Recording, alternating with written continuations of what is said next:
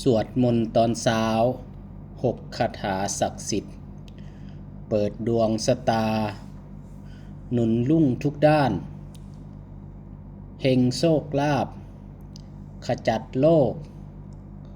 สยบอุบายชีวิตมีแต่ดีเช้าวันใหม่คือโอกาสใหม่ของชีวิตทุกครั้งที่เราลืมตาขึ้นมาเรามีโอกาสเริ่มต้นสิ่งดีๆอีกครั้งหนึ่งการสวดมนต์ในเช้าวันใหม่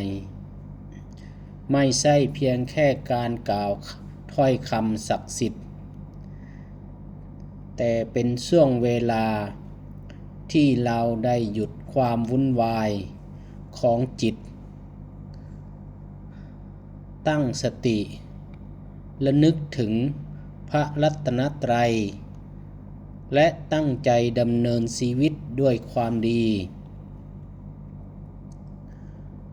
ก่อนเริ่มสวดมนต์ขอให้ท่านนั่งในท่าที่สบายสำรวจกายวาจาและใจหายใจเข้าอย่างช้าๆหายใจออกอย่างผ่อนคลาย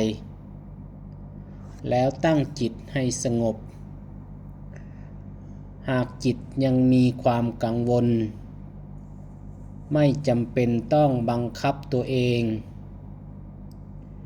เพียงรู้ว่ากำลังกังวล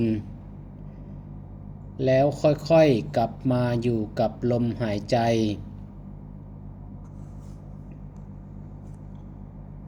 การสวดมนต์ไม่ได้หมายความว่าเพียงท่องคาถาแล้วทุกสิ่งจะเปลี่ยนแปลงแต่เป็นการฝึกจิตให้มีสมาธิมีเมตตามีความอดทนและพร้อมสร้างเหตุแห่งความเจริญด้วยการกระทำดีเมื่อจิตสงบความคิดก็ชัดเจนเมื่อความคิดดีการกระทำก็มีโอกาสดีตามไปด้วยวันนี้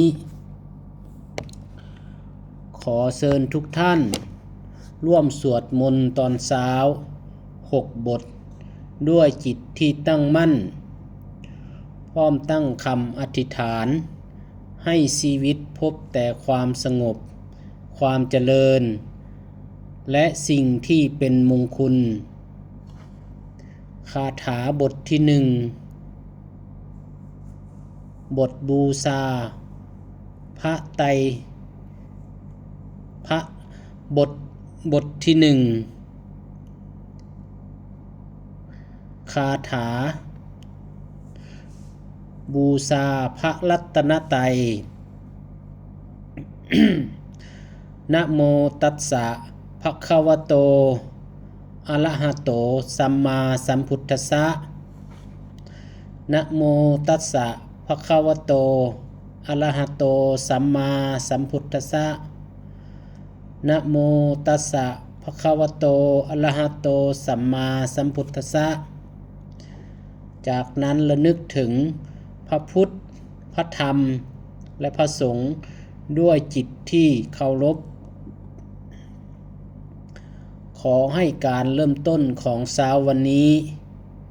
เป็นการเริ่มต้นด้วยสติและปัญญา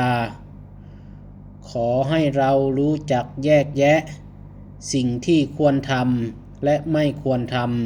ำรู้จักหยุดเมื่อกำลังจะทำสิ่งที่ผิดและ